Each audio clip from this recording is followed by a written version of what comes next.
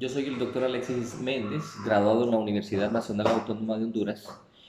En este momento quiero hablar de un tema de vital importancia en los momentos que se presentan urgencias médicas que son inesperadas y que pueden pasar en la comodidad de nuestro hogar o por un accidente grave. Entonces, vamos a hablar un poquito del manejo de las heridas. Y para hablar de las heridas es importante identificar primero de la magnitud del problema. Buenas. Es importante hablar de la magnitud del problema. Para ello entonces es importante clasificar las heridas por su aspecto, por su mecanismo de acción, o sea, qué fue lo que lo provocó y si esta herida tiene compromiso con órganos vitales. Además, si hubo pérdida de sustancia, si hay una penetración de cavidades o un grado de contaminación. Nosotros hablamos del aspecto de una herida cuando la herida es una herida contusa o una herida cortante o una herida cortopunzante o una herida por aplastamiento. Entonces hay muchos aspectos como pudo ser la herida. En este caso, las heridas más frecuentes son las cortantes, donde niños jugando con un cuchillo se cortan un dedo, se cortan la mano, o incluso adultos que estaban cortando el césped y el machete se dirigió hacia su miembro inferior, hacia su pierna y les causó una herida. Eh, el mecanismo de acción es lo que les estaba mencionando, puede ser un arma blanca como un cuchillo o un machete, o puede ser una herida entonces por un arma de fuego o por un objeto contuso como una piedra deforme que fue lanzada, digamos, en la cara de una persona y le causó una herida, digamos. También puede ser una herida causada por mordedura de un perro, que son muy comunes, o una herida por un agente químico o un agente térmico.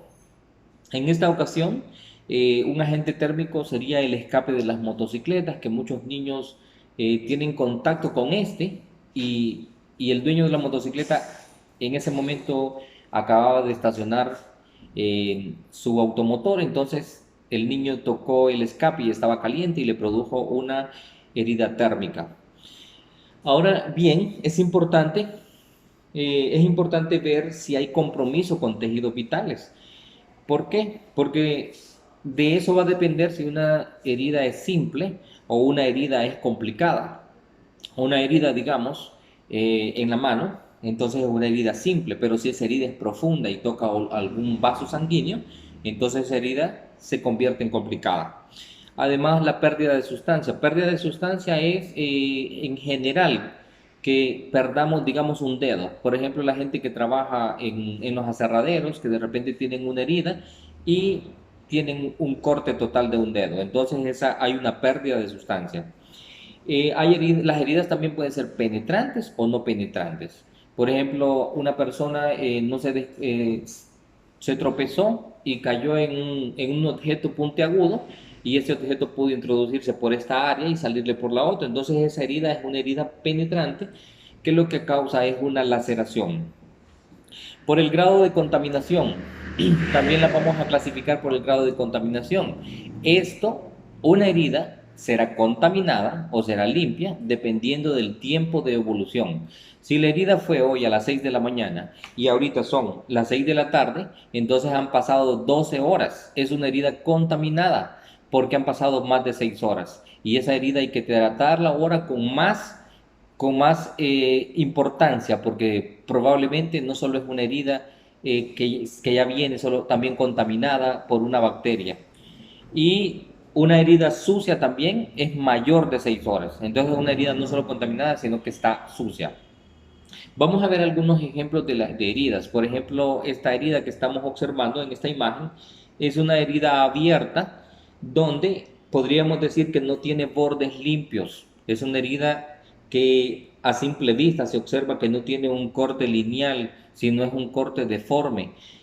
Esta herida se nota que es superficial, que no tiene sangrado. Por su aspecto podríamos decir que es una herida que fue cortante. El mecanismo de acción se observa que fue una herida por arma blanca, probablemente un accidente, aunque también pudo ser por algo contuso porque no es lineal. El compromiso con otros tejidos. Aquí no observamos un compromiso importante porque se ve que es una herida superficial. Pérdida de sustancia no se observa, lo que significa que se podrá suturar fácilmente. El grado de contaminación, al observarla se nota que es una herida reciente. Tenemos esta herida que con solo observarla nosotros le decimos raspones. En sí el nombre que tiene que tener se llama abrasión. Esta es una herida sin ningún problema, una herida que se puede manejar en casa. Una herida que nosotros podemos manejar lavando con agua y jabón, jabón de manos recomendado. No se recomienda usar jabones de barra porque estos pueden estar en superficies colocadas que pueden estar sucias y contaminar el área, entonces se recomienda usar jabón líquido. También si se tiene acceso a una farmacia se puede comprar el jabón de clorexidina que es exclusivo para heridas. Vamos a ver esta otra herida. Aquí observamos una herida abierta acompañada de abrasión también. En la parte superficial observamos que esta herida tiene abrasión, o sea, hay abrasión, que es un raspón de todo el muslo en su tercio distal, y una herida abierta, que también se va a reparar fácilmente con hilos de sutura. Y esta parte de aquí solo requiere ser lavada con jabón de clorexidine y gasas. Y esta otra herida ya la podemos determinar como una herida complicada.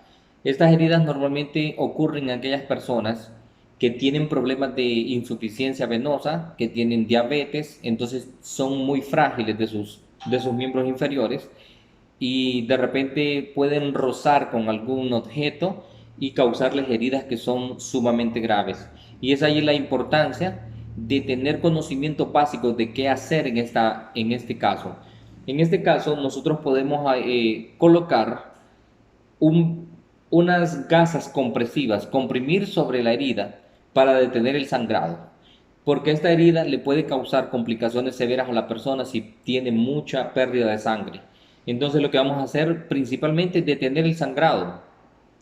Jamás vayan a poner un torniquete en esta altura porque lo que va a hacer es que haya más presión hacia aquí y más sangrado de esa persona y va a entrar en un choque hipovolémico casi de inmediato. Entonces mejor gasas compresivas a nivel del área para detener el sangrado y dirigirse a un centro hospitalario lo más pronto posible. Es importante también que nosotros en el manejo de las heridas sepamos cuatro conceptos importantes, y estos son la asepsia y la antisepsia, la desinfección y la esterilización. Cuando usted tiene una herida, en ese momento lo principal es que usted tiene que tener sus manos bien limpias, tener gasas a mano y comprimir el área para que no haya complicaciones, que no haya sangrado y que usted mismo no vaya a contaminar esa herida. Por lo tanto, se recomienda un lavado de manos, que esa es una técnica antiséptica, donde usted más bien está protegiendo esa herida. Más adelante, entonces usted llama al 911, al médico más cercano, para que usted pueda llegar al lugar. Eh, lo más importante en este caso, entonces, es detener sangrado, evitar complicaciones y tener conocimientos básicos de vendaje, que ese será otro tema que se continuará en un momento. Buenas, yo continúo con los vendajes. Soy Alba Liliana Díaz, alumna de la L5. ¿Qué son los vendajes? Los vendajes se utilizan para poder, cuando comprimir una herida, o sea, hacer el vendaje después de comprimir una herida. A eso le podríamos llamar vendaje. ¿Por qué le llamamos vendaje también? Porque lo hacemos con una venda o lo podemos hacer con un pañuelo. ¿Qué son los vendajes comprensivos? Los vendajes comprensivos son aquellos que uno con una compresa pone la compresa y hace el vendaje para que tenga una estabilidad y no se pueda mover o que tenga facilidad de moverse. Vamos a hacer, cuando hay una herida en esta parte de la cabeza, pues vamos a hacer un vendaje de gorro de capelina. ¿Cómo se hace el vendaje de gorro de capelina? Vamos a sostener estas dos puntas. Las vamos a hacer hacia atrás.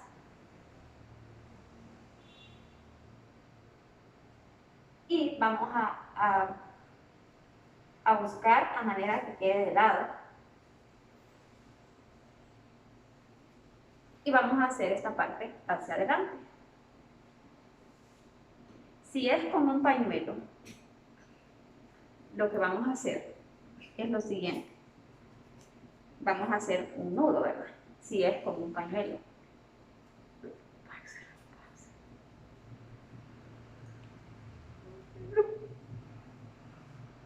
Y así quedaría el vendaje de capelina. Si no es con un pañuelo y solo es con una venda, lo que vamos a hacer es lo siguiente.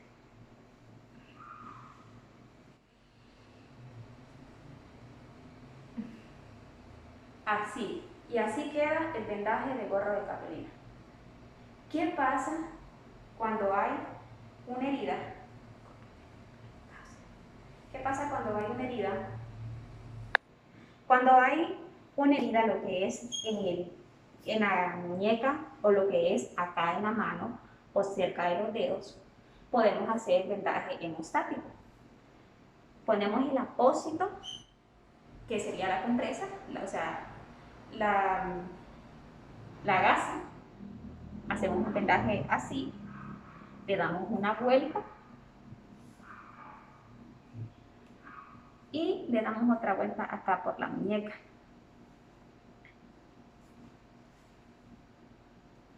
Le seguimos dando vueltas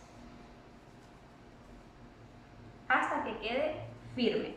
Esto va a ayudar que la muñeca tenga mejor movimiento. Y así queda el vendaje hemostático. La mano puede tener un mejor movimiento.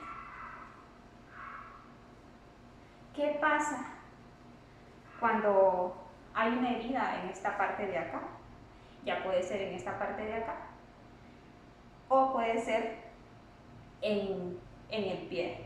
Vamos a hacer el vendaje espiral cerrado. El vendaje espiral cerrado se empieza así.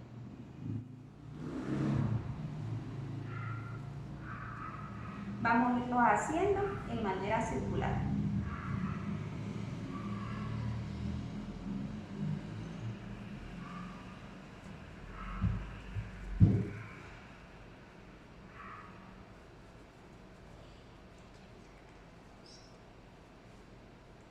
Y así queda el vendaje espiral cerrado. Esto es en la parte de la mano. Vamos a hacer una demostración de vendaje espiral abierto. Esto es cuando hay una herida o hay raspones de aquí, acá, el codo. Va a ser abierto. Lo vamos a hacer así, como teníamos el vendaje cerrado, y va a ir abierto. Así. Y así quedaría el vendaje abierto. Es importante a la hora de hacer un vendaje, como decía anteriormente, poner lo que es una gasa o una compresa. No olvidarse de eso. Muchas gracias. Esa ha sido mi participación en el video de heridas y vendajes.